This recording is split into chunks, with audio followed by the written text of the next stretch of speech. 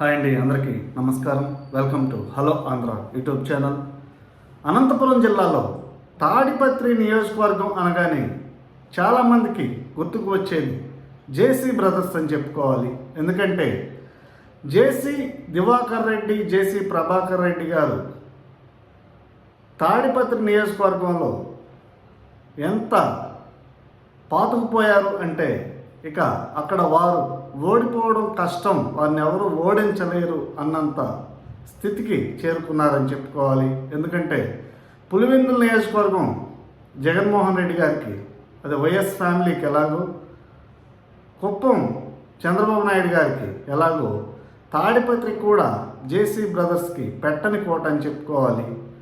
అయితే గత 2019 ఎన్నికల్లో అలాంటి తాడిపత్రి నియోజకవర్గంలో కూడా జేసీ ఫ్యామిలీ ఓటమి చవిచూస్తుందని చెప్పుకోవాలి. అయితే ఆ తర్వాత జరిగినటువంటి పరిణామాలన్నీ కూడా జేసీ ఫ్యామిలీకే కాదు, తెలుగుదేశం పార్టీ కార్యకర్తలకి, జేసీ అనుచరులకు కూడా మింగుడుపడని అంశాలు, అంతేకాకుండా వారిని తీవ్రంగా బాధించిన అంశాలని చెప్పుకోవాలి. ఎందుకంటే మనందరికీ తెలిసిందే, అప్పట్లో కేతిరెడ్డి పెద్దారెడ్డి జేసీ ప్రభాకర్ రెడ్డి ఇంటికి వెళ్ళి ఆయన లేని టైంలో జేసీ ప్రభాకర్ రెడ్డి కుర్చీలో కూర్చొని ఆ కుర్చీని కత్తితో పొడిచి కూడా రావడం జరిగింది. అంటే కేతిరెడ్డి పెద్దారెడ్డికి జేసీ కుటుంబం మీద ఎంత కక్ష ఉంది అనేది ఆ సన్నివేశంతో మనం అర్థం చేసుకోవచ్చు. వారిద్దరి మధ్య పార్టీకి సంబంధించినటువంటి విభేదాలే కాకుండా ఆ రెండు కుటుంబాల మధ్య ఫ్యాక్షన్స్ ఇచ్చు కూడా ఎప్పటి నుంచో రగులుతూ ఉందని చెప్పుకోవాలి. అంతేకాకుండా జేసీ దివాకర్ రెడ్డి గారి మీద అక్రమ కేసులు బనాయించి ఆయన్ని బెయిల్ వచ్చినా కూడా మళ్ళీ జైలుకు పంపించడం, అంతేకాకుండా SC/ST అట్రాసిటీ కేసు కూడా ఆయన మీద నమోదు చేయడం అనేది మనందరం చూసాము. జేసీ ఫ్యామిలీని ఆర్థికంగా కూడా తీవ్రంగా వేధించారని చెప్పుకోవాలి.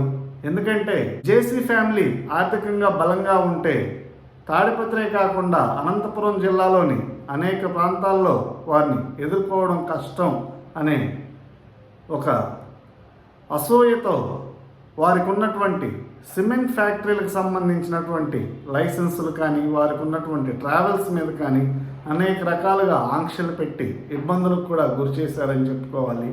అయితే మొన్న జరిగినటువంటి ఎన్నికల సందర్భంగా చాలా తీవ్ర ఉద్రిక్త పరిస్థితులు అనేవి అక్కడ చోటు చేసుకున్నాయి. అందులో భాగంగానే కేతిరెడ్డి పెద్దారెడ్డి మీద కేసు కూడా నమోదు చేయడం జరిగింది. అయితే షరతులతో కూడినటువంటి బెయిల్ తీసుకుని కేతిరెడ్డి పెద్దారెడ్డి తాడిపత్రి వైపు రాకుండా అనంతపురం, హైదరాబాద్, బెంగళూరులో ఉంటూ తన కార్యకలాపాలన్నీ కొనసాగిస్తున్నారని చెప్పుకోవాలి.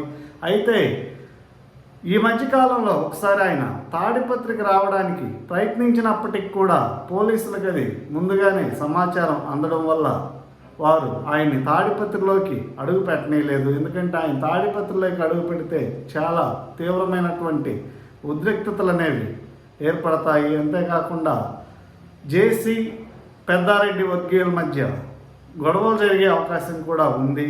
ఈ నేపథ్యంలోనే ఆయన్ని తాడిపత్రిలోకి అడుగు పెట్టనీయకుండా పోలీసులు కూడా హెచ్చరిస్తూ వస్తున్నారు. అయితే ఇవాళ పోలీసుల కళ్ళు గప్పి ఆయన తాడిపత్రిలో అడుగు పెట్టడం జరిగింది. ఇది తెలుసుకున్నటువంటి జేసీ ఫ్యామిలీకి ఉన్నటువంటి అభిమానులు, తెలుగుదేశం పార్టీ కార్యకర్తలు తాడిపత్రిలోని భగత్ సింగ్ నగర్లో ఉన్నటువంటి తన నివాసానికి చేరుకున్న సమయంలో ఆ నివాసాన్ని ముట్టడించడం జరిగింది. అంతేకాకుండా పెద్దారెడ్డి అనుచరుడైనటువంటి రఫీ మీద కూడా దాడి చేయడం జరిగింది. దీంతో రఫీకి తీవ్ర గాయాలయ్యి ఆయన్ని హాస్పిటల్లో చేర్చడం కూడా జరిగింది. అయితే పోలీసులకి ఈ సమాచారం అందడంతో పోలీసులు వెంటనే రియాక్ట్ అయ్యి పెద్దారెడ్డికి రక్షణ కల్పించి ఆయన్ని ఒక సేఫ్ ఏరియాలో ఉంచారు. అయితే ఈ అంశం మీద తెలుగుదేశం పార్టీ కార్యకర్తల్లో చాలా తీవ్రమైనటువంటి ఆవేదన కలుగుతుంది. ఎందుకంటే కేతిరెడ్డి పెద్దారెడ్డి తాడిపత్రి నియోజకవర్గానికి తెలుగుదేశం పార్టీ శ్రేణులని, కార్యకర్తలని రెచ్చగొట్టే ఉద్దేశంతోనే అడుగుపెట్టారు. అంతకన్నా ఆయనకి వేరే పనే లేదు. ఇక్కడ ఆల్రెడీ ఆయన ఓటమి చెందున్నాడు. ఆయన ఇక్కడికి వచ్చి చేయాల్సిన పనులేవి లేవు అనే చర్చ కూడా జరుగుతుంది. అయితే పోలీసులు ఇలాంటి విషయాల్లో కలగజేసుకుని పెద్దారెడ్డి జేసీ వర్గాల మధ్య ఎలాంటి అవాంఛనీయ సంఘటనలు అనేవి జరగకుండా రూల్ ఆఫ్ లా అనేది ఖచ్చితంగా ఫాలో అవుతూ అక్కడ లా అండ్ ఆర్డర్ సమస్య అనేది రాకుండా శాంతి భద్రతలు అనేవి నెలకొనే విధంగా చూసుకోవాలి. గత 5 సంవత్సరాల్లో జరిగినటువంటి పొరపాట్లు అనేవి పునరావృతం కాకుండా కరవసీమైనటువంటి అనంతపురం జిల్లా అభివృద్ధి బాటలో పట్టే విధంగా ప్రభుత్వం కూడా చర్యలు తీసుకోవాలని చెప్పేసి అందరూ కోరుకుంటున్నారు.